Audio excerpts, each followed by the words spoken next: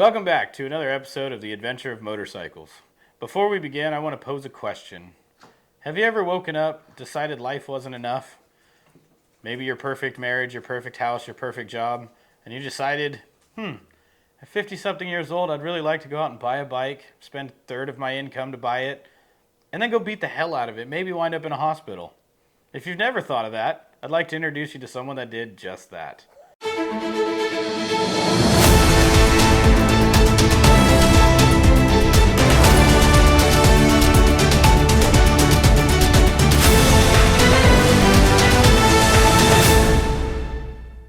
So Donnie, tell us where it started, motorcycles. Why did you get into motorcycles to begin with? Where were you? What age were you? How did the love of motorcycles start? Cliche question I ask everybody. Well, I would say I got started late in the game. I learned to ride as a younger man, but never owned my own motorcycle. It wasn't until, I was in my 40s until I bought my first motorcycle. I spent my 20s and 30s raising a family, so as I'm sure we all could understand, my wife wasn't real hip to, me getting on a motorcycle and taking off. But once my youngest son, was 16. So you never really rode before you were in your 40s? Nope. Loser. Yeah. So I would say like 2016, 2017, I bought my first Sportster. Went to the Harley dealership. The salesman tried to talk me out of it and get me on a Dyna or a Bagger. Of course. But I chose. You probably went in there with your Dixon flannel and your shoes. So I skateboarded competitively as a you told young him, make man. me look like Jax Teller. So I did have my Vans and my flannel on. That's kind of the culture I grew up in is skateboarding, and I think honestly that's probably what called me to motorcycling. I can't skateboard in my 40s. It hurts. But, it has that same culture, right? You look at motorcycling and there's all kinds of manufacturers and styles of riding, and they all have their own kind of subgenre or culture to it. It's not just buy a bike and you're a motorcycle rider. It's a culture, right? There's music, it's fashion. Entire culture of motorcycle riders that would disagree, but Well, I think it's a community and it's a culture. It's not just a hobby, right? Like I could certainly have taken up golf, but I don't want to wear goofy pants. So we got into motorcycle adventure bikes where we wear goofy pants. No, so I bought my first Sportster 48. And I realized really quickly I bought that bike on aesthetics. I loved the way it looked, but I didn't even know what kind of rider I was or what kind of riding I wanted to even do. I just wanted to ride. And then, the Sportster 48's got the 2.1 gallon gas tank, so you're maybe getting 70 miles. So I learned really quick that I wanted to go. I wanted to ride. And every 70 miles I was stopping to get gas. So I'm like, this isn't the move. I gotta. That's about right for Harley, right? Yeah. 70 miles, that's a good ride in the day. Yeah. Well, not for me. I was just getting warmed up. So how did you start on Sportster and end up where you are now? That direction. Well, that was painful. Because obviously if you're on this show, that means you went and you finally grew up. You discovered adventure bikes. So how did it transform? You started in Sportster and that whole scene, and now you've switched over and kind of grew this way. How'd that go? I think it was just a natural progression of how my skills as a rider grew, and then how, my own personal interests outside of motorcycling. Like to hike, like the outdoors. I live in the Pacific Northwest, right? So I think it was just a natural gravitation. I went from the Sportster to a Street Bob to, trying to balance my new motorcycle life and my normal family life. It's like, Mama was kind of like, well, I'm coming too. And it's like, well, the Sportster or the Street Bob really ain't conducive to that. So then you get a bigger bike, right? And then she learned that, she doesn't like long rides. So, and then, I'll be honest, I love Harleys. I would buy any one of their Softail bikes in their lineup right now. I love them all. If I could own them all, I would. However, then Harley came out with the Pan America, and I love that for a lot of different reasons. It went against the mold of Harley. Every diehard Harley guy that I talked to hated that bike. I did not tell him to say this. They were just kind of like, what is that headlight? What is this? Yeah, an adventure bike, you know. But let's be honest, that's probably the first Harley that has actually caught up with what the big four have been doing for decades, right? Inverted front end, electronic suspension, and it was all stock. You didn't have to buy. It's the first Harley Davidson to produce over 100 horsepower off the showroom floor. Well, there you go, right? And so you didn't have to. I mean, every other Harley, I drove my poor wife crazy because the first thing I did to my new Harley is lose all the stock parts, right? So you dump all this money into a motorcycle, and then I would sell it because I realized that's not what I wanted. So yeah, the Pan America was really what started it all. So you wind up with the Pan America. Yeah. How long did you have the Pan America before you were introduced to off-roading on it? Like, how long was the gap there? Because you bought the Pan America, and I'm assuming with the intent of taking it off-road? Yes. Well, I thought that was like, so to please my riding style and my banking account and my wife, this was the perfect motorcycle. So right? buying another Harley is how you appease a bank account? Yeah. Well, and the wife? Well, just listen to my logic here. So to what you just, all the bells and whistles that came stock on that bike, the horsepower that you mentioned earlier, you know, all for the low price of what, like 21, 23 grand, depending on the special or the standard. Yeah. But I didn't have to do anything else. It was completely turnkey. It was a bike that I could ride sporty on the weekends and take it on a twisty road. It was a bike I could take off and go do a multi-state trip because that's the end goal. And you know what? If Mama wanted to come, you know, we can ride two up on that thing. She's comfortable, and so it was kind of the Swiss Army knife of, you know, motorcycling, and I still got to buy my beloved Harley. So that was it.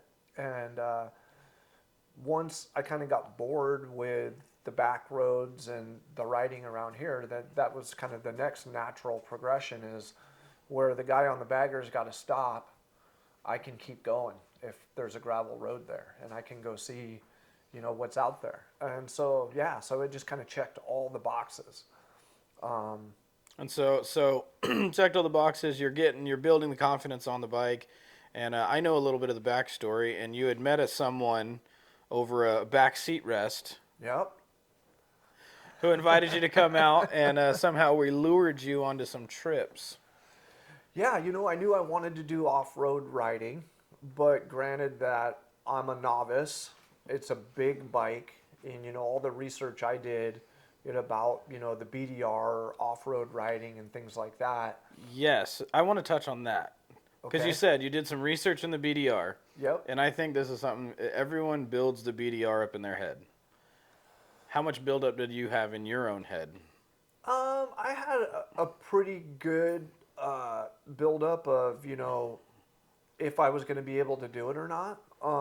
But I'll say, you know, there's safety in numbers, right? So that was kind of the allure of, and it was great to meet you because it's something that I wanted to do and the passion to do it. But here I am, kind of still a newer rider. You know, the Pan America is a big bike, and, you know, to take that off road, and I didn't want to just go gravel roads. Like, I wanted Which to is go, all the BDR is. Yeah. We'll get into that. Well, I'll put a pin in that one. But yeah, so it was kind of the safety in numbers thing, because I'll say it's kind of like Googling, you know, a medical condition. So all my research in the BDR, I was doing everything you weren't supposed to do, right? I had no off-road experience. I'm on a big, heavy bike, and I'm going to go just do the BDR. Which, see, I hate that. I even hate the people that say that crap. The people who designed the BDR, the people that actually went out and made that dream a reality, were doing it on BMW 12s, 1250s, and bigger bikes. Right. So that whole perception that, oh, you can't do it on a big bike, because I was told that a lot the first time I looked into it. Don't believe that. If you're sitting at home and you hear that, don't believe it. That's the biggest lie on the planet. Well, I'm living proof, right? Because I did it anyway. That's the bike I had. That's what I wanted to do, and that's what we were doing. So I went and did it. What could it have been easier? Probably on a smaller bike. I don't know, because I do have a smaller bike now, but I have not gone on the BDR with it. But I'm looking forward to that. It was fun. Honestly, hindsight, I think the bigger bike probably helped me more than it hurt me, because Interesting. that bike I felt like was super capable, and so it hid a multitude of sins and probably mistakes I was making as a new rider, but just from the tech, the off-road modes, traction control, the engine braking, and all the things you can set up on that bike, that, I mean, I did it, and I did it fine. I think that my biggest challenge, honestly, what I would recommend to anybody that's going to go do the BDR, get in shape. Ooh. You'll enjoy yourself way more. So when we all kept meeting up to talk about what to prepare for on the BDR, it's no secret. You joined me and a group of others, and we had those talks, those conversations, and I told people to condition yourself, get used to standing up on your bike, condition your ass for riding for that long. All these things. You think that's valid? 110%. No one else does. So first, like, standing up on a bike, the first time I had to do it was on the BDR, and I learned really quick.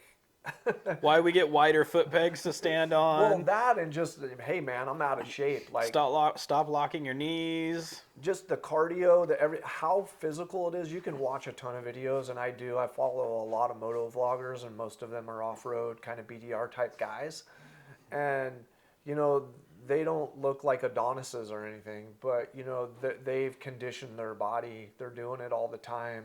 It's very physically challenging. So walk us through your BDR journey. Like, walk us through what that was like for you. That was awesome and a nightmare all wrapped into one. And I know it sounds like an oxymoron statement to say that. That's an adventure. That's what it should be. But that's what it was, really, because for me, again, as a newer rider, don't have a ton of miles on the freeway. I had to, overcome that. I hadn't ridden with a group a lot, so that was kind of a new experience. So full disclosure, I don't really like to drive at night, let alone ride a motorcycle at night.